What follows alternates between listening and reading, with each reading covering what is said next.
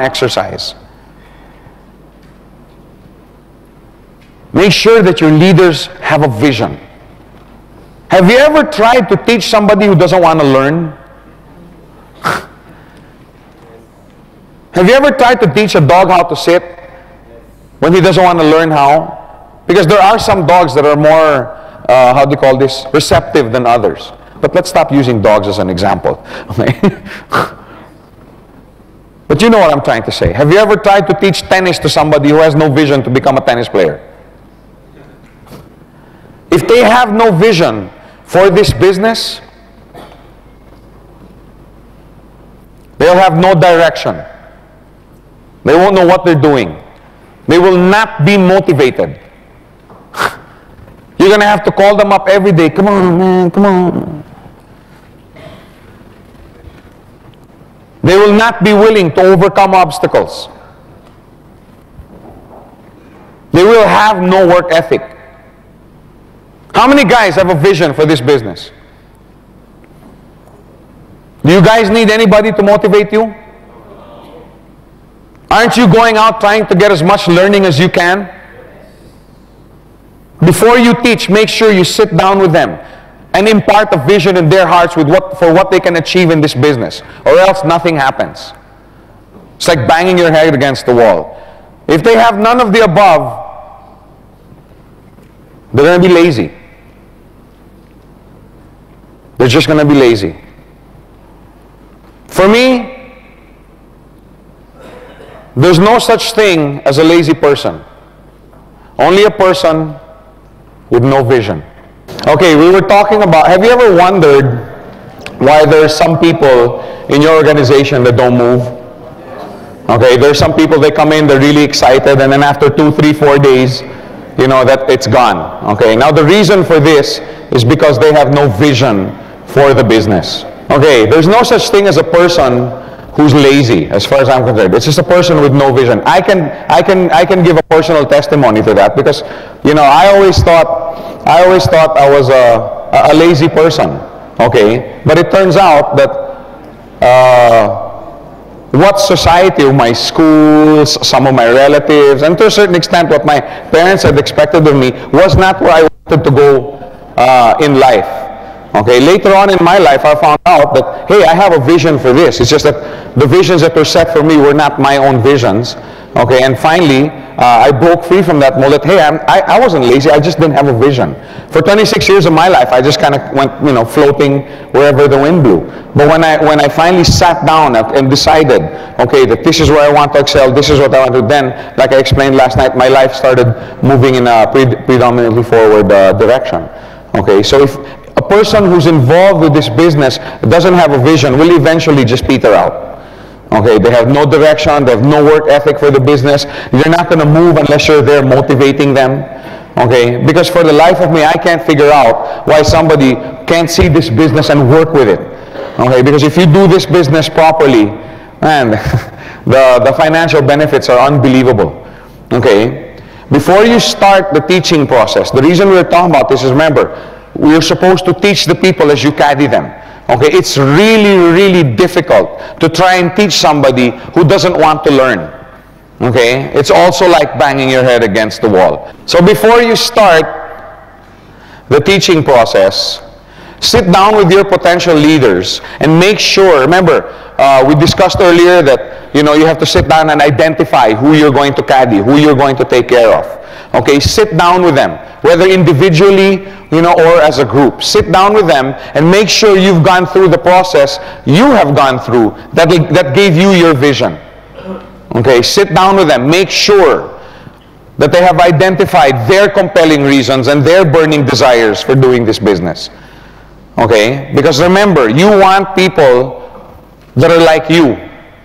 You know, go-getters, prime movers, people who will do everything they can to make sure that this business will work. Okay, and the way to do that is impart a vision in their heart. Not your vision, but their vision. Okay? Now the reason I went through my compelling reasons and burning desires last night was basically to show, because you heard everything that I said. How many have basically the same compelling reasons? Right? How many have the same visions? In other words, what I'm trying to say is we're all the same. Whether you're Malaysian, Canadian, Russian, American, Filipino, we're all the same. We all want to, work so that our family benefits. We're all gonna cry at our daughter's weddings. You know what I'm saying? We're all the same. We have the same visions. We have the same wants. We have the same desires for our family. Just by you sitting down and discussing your vision with somebody else will help revive and bring to the surface his own visions. As I was discussing my compelling reasons and burning desires with you guys last night, were you not, hey, me also, didn't it help you, make your own at least mental list of what your visions are? Many, many times this impartation of vision comes from just the fact that when you go make a presentation to someone and you're driving and you're saying, hey, in this business, if I work this hard for 2 years, in 2 years I can be financially free. Just by you describing your vision gets him thinking about his own vision. You see what I'm saying? You can use your vision to inspire them to derive their vision. So sit down with them. Make sure that they have also written down their compelling reasons and burning desires. If you take the time to do this, then you don't have to motivate them. If you take the time to sit down and make sure they have their own vision for the business, you don't have to keep motivating them anymore. That's why when I first started this business, my phone was ringing off the hook. Because we used to spend so much time. Patrick, how many nights did we spend going into early morning, 2, 3, 4 o'clock with TG, with Rico, with Donna, sitting down discussing what we wanted to do with this business, and sitting down and doing that with their leaders. That's why the next day and the weeks, the phone would be ringing off the hook because I don't have to motivate them anymore. They're all internally motivated. Think about the people in your organization who are deadbeats, aren't doing anything. And I guarantee you that these guys have no vision for the business. They probably came in because they were either deceived or lured to come in, which we will take up tomorrow, or they were promised that they won't have to do anything and you or your leader will build a large organization for them. In other words, they have no vision for the business. They're not willing to pay the price. Take the time. Nurture them into that vision. Encourage them into that vision. When they have a vision, they'll want to learn on their own, even without you there. You all know Eric Clapton, right? Especially these two guys over here. They were doing an Eric Clapton medley last night. But this guy, he's one of the greatest guitarists, greatest rock guitarists, of the modern times. But he doesn't know how to read notes. He doesn't know how to read a single note. But man, he can play like nobody else. He can play like Eric Clapton.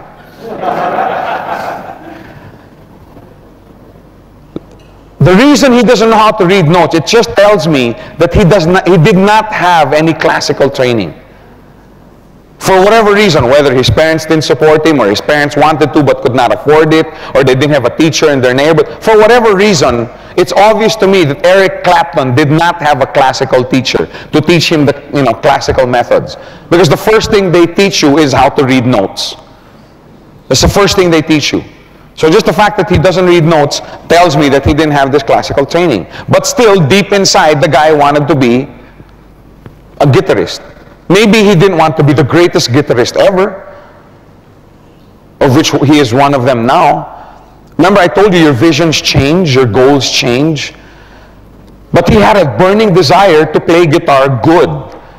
So it also tells me that even though he didn't have education at his fingertips, he made sure that he learned how to do it himself. You see what I'm trying to say? Because he had a goal, he had a vision. I know somebody who's a great drummer, and when he started drumming on pots and pans. He would study drummers on TV, from music, from the stereo. And he had pots and pans. He didn't have a drum set. But he made sure he learned how to do it. Don't you want those kind of people in your organization? People who will call you at 11 o'clock at night, Jason, I can't sleep. Because you know why? I gave a presentation, it didn't work. I want to know how. Can you teach me how to make it better? Would you be bothered by a phone call like that? If you want people like that, give them a vision for the business. Then you don't have to motivate them anymore. They'll motivate themselves.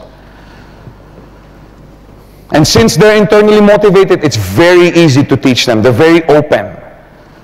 It's really hard. It's a hard thing to do, to try and teach someone who doesn't want to learn. It's frustrating. But on the other hand, it's so fulfilling to teach somebody who's like an open book. You tell me what I have to do and I'll do it. Then finally, after the teaching process, make sure they have their vision. It's very important. You have to inspire them. Not just with nice words, not just with, sayings from books and stuff like that, although it helps. Encourage them with you. You should be an inspiration to them. Your example, your commitment to them, your support for them should be an example. That should inspire them. Number one, inspire them to achieve heights in this business that they never thought possible. And it should also inspire them to be an inspiration to others. That's all part of the caddying process. These are the kind of people you want, fully supported, with vision. Now, there are some things you must avoid, okay, when you caddy someone. It doesn't mean that just because you want to support someone and make sure that he grows in the business, okay, you give away the farm to this guy. Okay? Making yourself available at all times. Now, this may sound like a contrary statement to what we're saying earlier about spending time with them. But let them know, okay, that time is valuable. Okay, don't call me at 1:30 in the morning and I'll be there in 5 minutes. You don't want to be his slave. You want to be his employee. Okay? Let him know that, one, my time is valuable. Okay? Let's schedule our things. Let's schedule our meetings. Don't call me at 1 o'clock in the morning and expect me to run and make a presentation for a friend of yours. In fact, this is a mistake that many people make. Come on, Leslie, you just come in. You don't have to do anything. You just give me the names of all your prospects and I'll call them for you. Have you ever done that? In your exuberance and your enthusiasm to do this business, have you tried calling people? Don't do that. It doesn't work. I will tell somebody that I'm caddying, Haron, I will present to as many people as you want me to on one condition, that you are there with me. Now the reason for that, okay, so remember, you want to teach, you want to impart.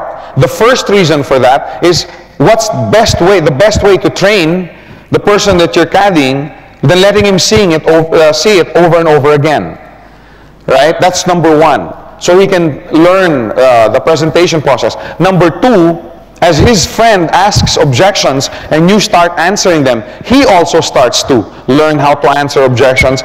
And sometimes objections that he may have had but was too ashamed or too embarrassed to say, right? When you answer them, it also gets answered in his mind, so it encourages him more.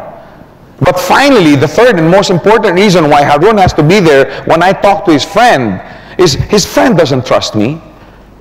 If Haron gave me, excuse me, I don't know your name. Raminda. Okay, call up Raminda and tell her, you want to show her a business. And I call up Raminda.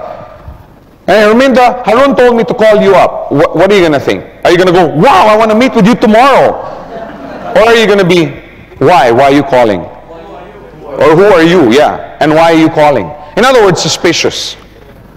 You see what I'm saying? It's not an open thing. And finally, if you do break through that wall somehow and are able to sit down with Raminda, maybe Haron will call, Raminda, meet with Joe. I can't be there, but meet with Joe. And I sit down, you're not going to trust me.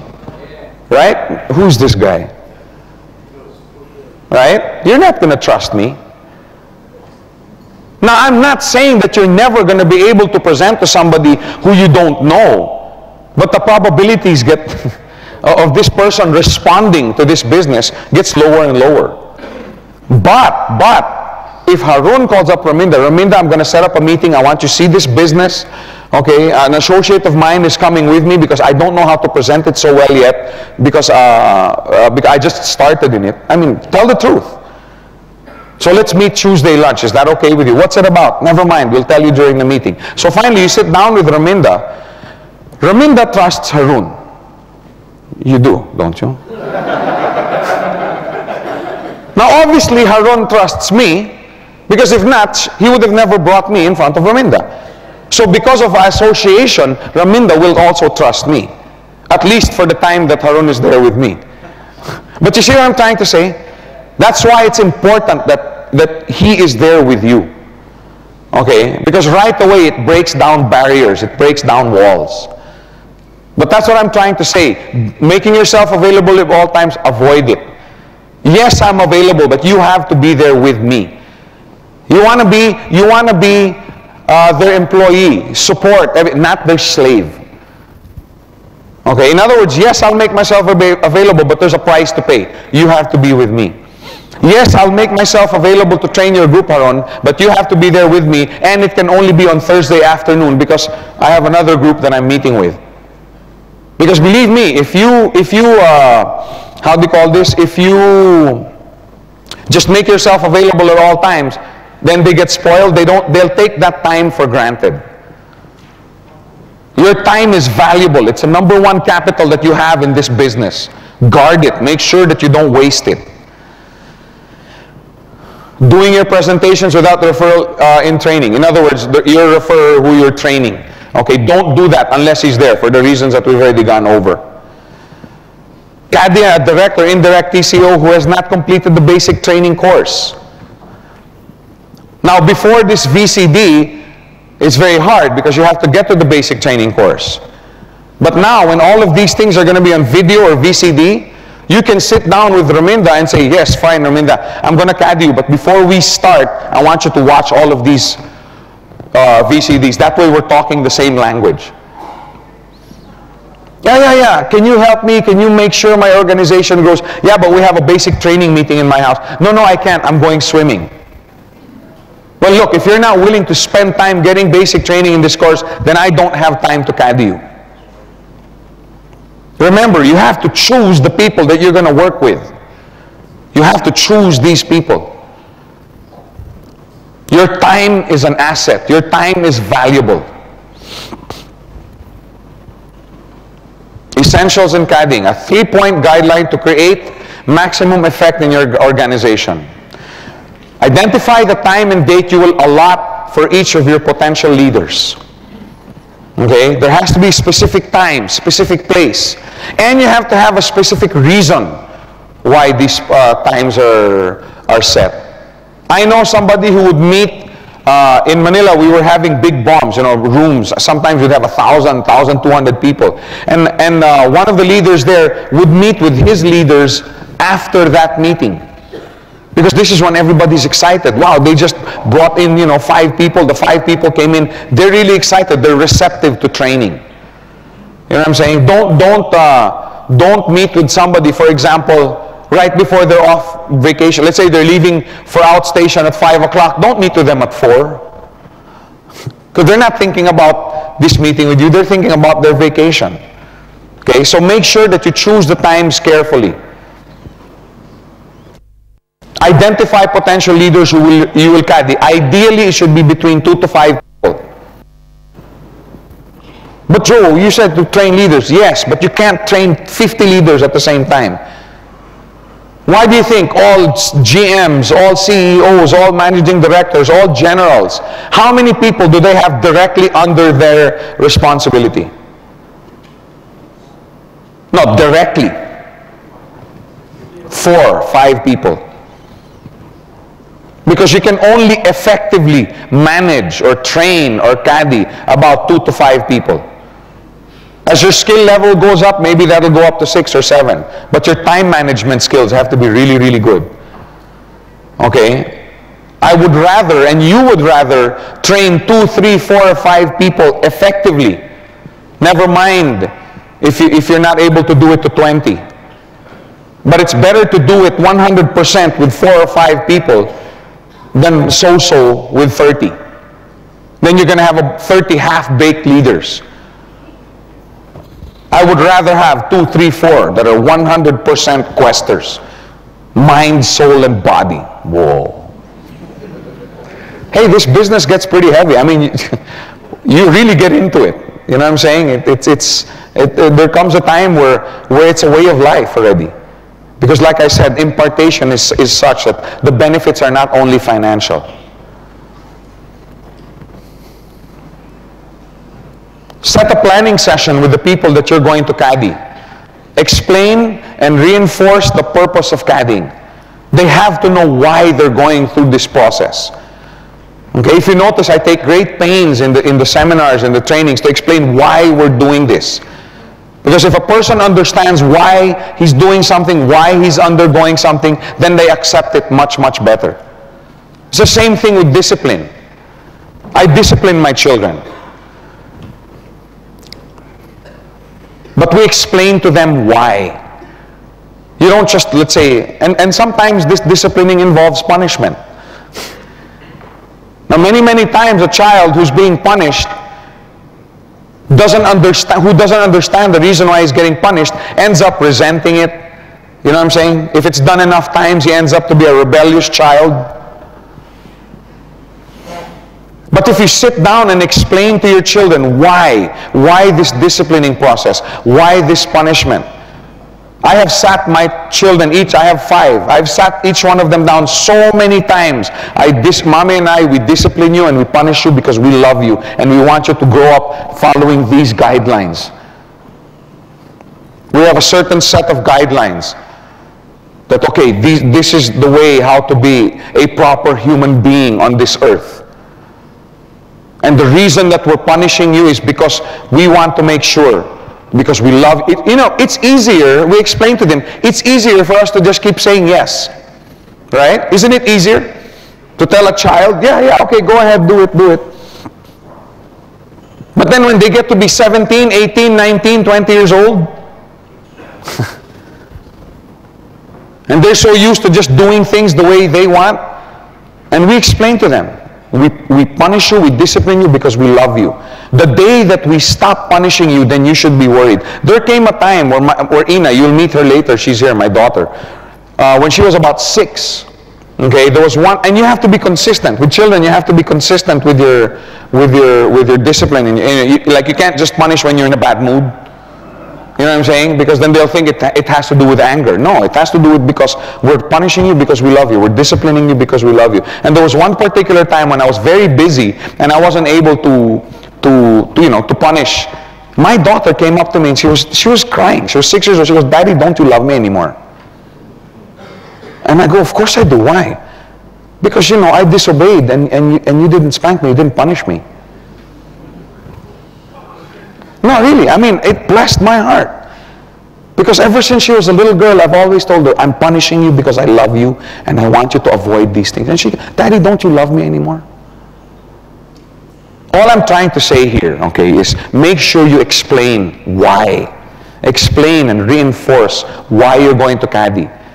Because if children, okay, can get to the point where they love discipline and punishment simply because they know it's good for them, then what more the other stuff that's a little bit more pleasant than punishment and discipline? You know what I'm saying? Explain to them, the reason I'm caddying you is because I want you to be this kind of leader. I want you to be this. Because sometimes that caddying will how do you call this, involve some disciplining. There are some people who go about this business the wrong way. Right? Like there are some people who make presentations that are lousy. Sometimes they're in a bad mood. Yeah. It's up to you as a leader to pull this guy aside. "Hey, wait a minute.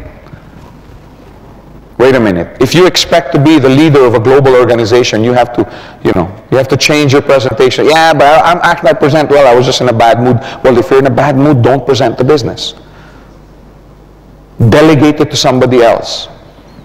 I mean, caddying involves disciplining.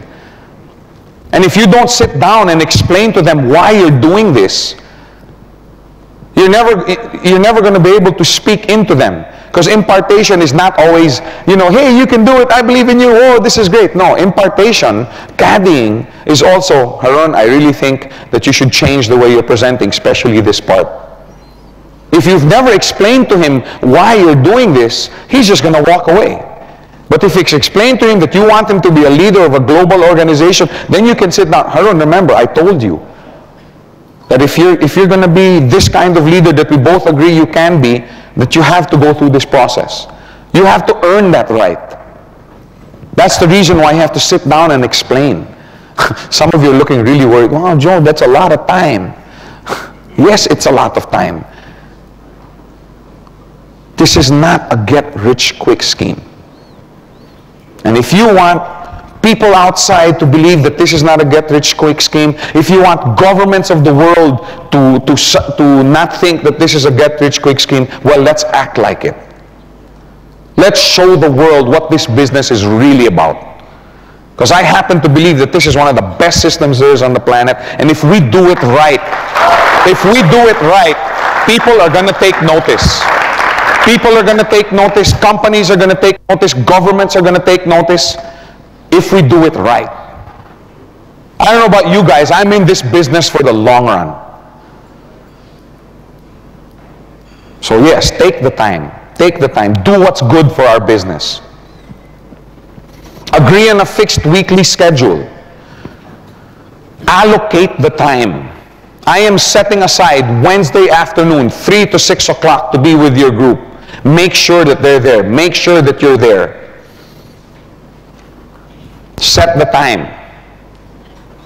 Agree on a short-term goal. Example, the coin and the first $400 check. Isn't that such a big milestone? Isn't that a big milestone? Yeah. I don't know about you guys, man, when I got my first coin, I was excited. When I got my first check, I was excited. So was my wife. Remember, it became our coin and our business. So you want them to reach that milestone for 2 reasons. Okay, number 1, when they earn their coin and their first check, wow, this is real. This business is real. Before it was all theory. Okay? But then when you receive your coin and your check, it's like, whoa. Especially when you cash your check and it doesn't bounce. No, doesn't that really enforce? Yeah, you see what I'm saying? So number 1 reason is to reinforce. Okay, not that they doubt. Okay, by the way, we've never had a check that bounce, so.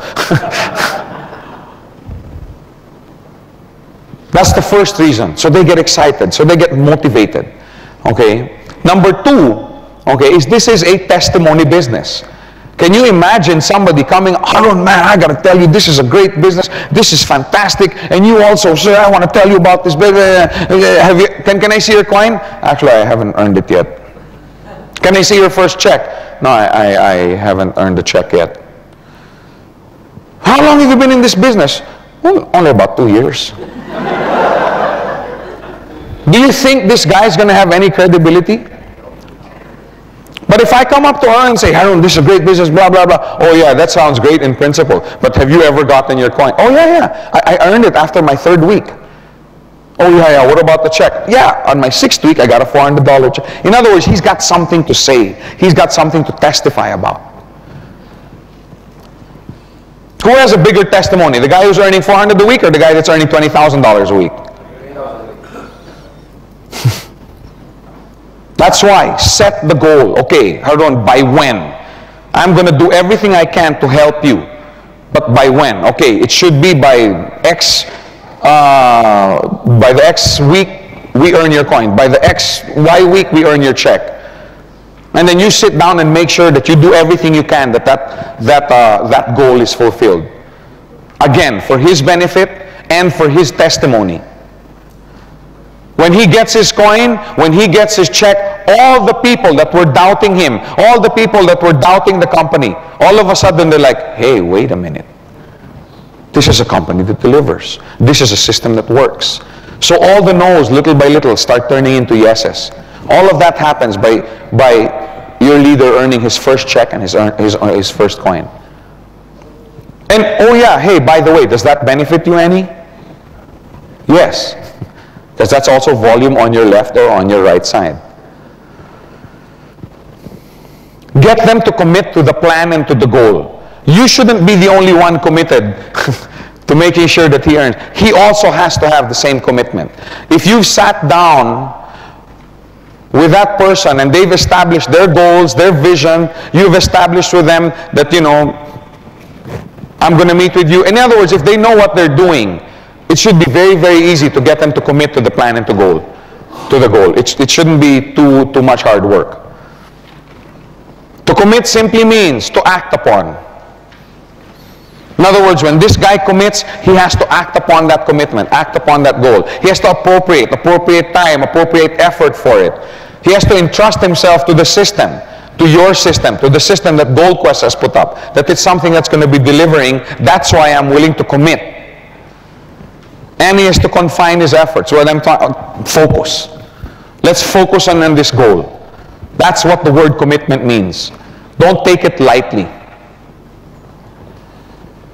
Now let me end by allow me to challenge your imagination a little bit. Okay? Can you imagine having an organization? Okay, imagine your organization like this. Okay, and it's composed of these individuals. You have on your left, number 1, Dave Trinidad. You have on your right, number 2, Ranjit Singh. Would you be a happy camper? Yeah. Do you think you would have qualified for your coin? Yeah. But that's not it. That's not it. Can you imagine number 3, you have Patrick Zuniga. And then on your number 4, you have Patman. I couldn't pronounce his last name, so I just put down his... Number 5, you have Ronnie Wong. Number 6, you have Muhammad Isa. Now, do you think that this tracking center would be one that would be collecting a weekly check? Huh? Is this something that you would like to do? Now, let me ask you guys, what would you be willing to give for an organization like this? How long would you be willing to work to have an organization that looks like this? What price would you be willing to pay to have an organization that looks like this? And surely you wouldn't mind having these individuals in your... See, because these leaders are going to produce other leaders. Can you imagine further down in your organization, you have Tony Kong. Then you have Anan. You have Donna Imson. Then you have Ferdy Tolentino, T.G. Quintanar, Rico Owi. All these guys are the VT members. These guys are committed to this business. These guys are 100% living, breathing, dreaming, eating Gold Quest.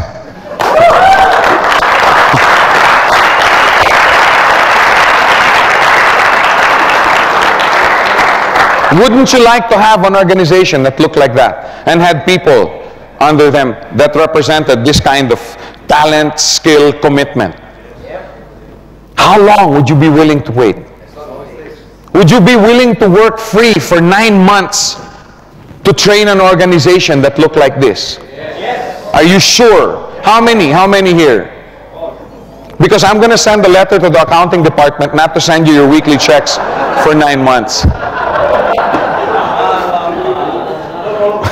No, the point I'm trying to make here, okay, is, see, it takes time to build these leaders. Do you think Dave Trinidad was always who he is today? And Ranjit, and Ronnie, and Patman, and Patrick, Tony Kong. I mean, these guys were just like you and me before. But because they had leaders who sat down with them, trained them. You know, you see what I'm saying? That's you guys. Where's Patman? Is he in the room? Man, remember the early days?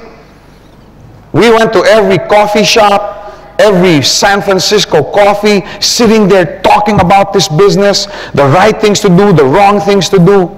Patrick, how many times were we there? You know, we'd fall asleep on my couch at 3, 4 in the morning, wake up at 7. My wife would go, you guys are still here? I'm so sick of his face. No, I was just kidding. I love Patrick. I'm glad he's here. We're playing golf tomorrow. I'm going to beat you again, boy. No, what I'm trying to say is it takes time. It takes time to build this. Be patient. Be patient. If you build your leaders properly, if you train them properly, if you caddy them properly, it will pay. It'll cost, definitely, there's a price. But it will pay. I guarantee you, it will pay. So be patient. Sit down, draw up your list, make sure you know who you're going to train, commit your time to them, give them a vision, make sure they know what to expect from this business provided they do this. And believe me, that kind of organization is something not only to be proud of, but something that's going to be very profitable for you and your family for the next 4, 5, 6, 10, 15, 20 years. Because I've had people come up to me, Joe, how long will Gold Quest be here? Have you ever had that question asked? And I just... Well, as long as people are buying coins from us, we're going to be here. It's that simple. I mean, how long does a restaurant stay open? As long as there's people buying food from that restaurant. How long will Coke be open? As long as people are buying Coke. I mean, Gold Quest is no different. It's the same. As long as people are buying coins, as long as you allow us to be here, we're here. So when you set up an organization that looks like this, believe me, as long as Gold Quest is on this planet, you're going to be making a very, very good income that will last for you and your family for many, many years to come. But it takes time. Don't shirk the responsibility. Don't be afraid of the hard work that goes into building an organization like this, because it pays. You've heard me say time and time again the last 2 days, but the bottom line, it pays. It pays to have this organization. Okay? So this ends our module for today. Thank you very much. We'll continue the how to make an effective presentation. So thank you very much. Let's build.